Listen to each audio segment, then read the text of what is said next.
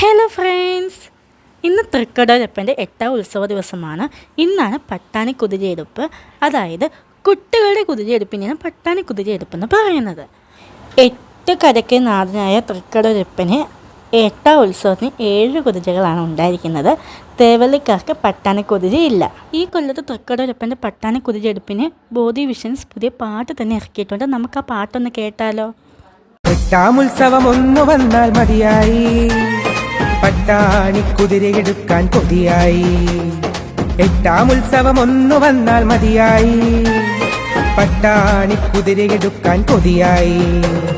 മാനം മുട്ടുമൊരാനപ്പൂറത്തേറുമെൻ. ഞങ്ങൾ രാത്രി 9 മണിയൊക്കെ ആയപ്പോഴത്തേക്ക് വീട്ടിൽ നിന്ന് പോയി നടന്നാണ് അമ്പലത്തിലേക്ക് പോയത്.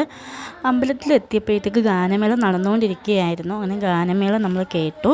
അന്ന് രാത്രി 11 മണിക്ക് ചമയങ്ങളൊക്കെ ഉണ്ടായിരുന്നു കേട്ടോ. അങ്ങനെ ചമയങ്ങളൊക്കെ കഴിഞ്ഞ് വന്നപ്പോഴത്തേക്ക് ശിവരാജിനെ കൂട്ടി കയറാനുള്ള ഭാഗ്യം നമുക്ക് കിട്ടിയപ്പോഴേക്ക് ശിവരാജ് കുളിക്കുമായിരുന്നു. എന്നാൽ ശിവരാജിനെ കുളി കഴിഞ്ഞ് ഒരുക്കിക്കൊണ്ട് നമ്മുടെ വല്യ കാണിക്കെ കൊണ്ടുവന്നു. വല്യ കാണിക്കയുടെ ഐതിഹ്യം എന്ന് പറയുന്നത് 1 വർഷത്തെ പാപമെല്ലാം മാറുമെന്നാണ്. അങ്ങനെ നമ്മൾ കാണിക്ക ഇട്ടു.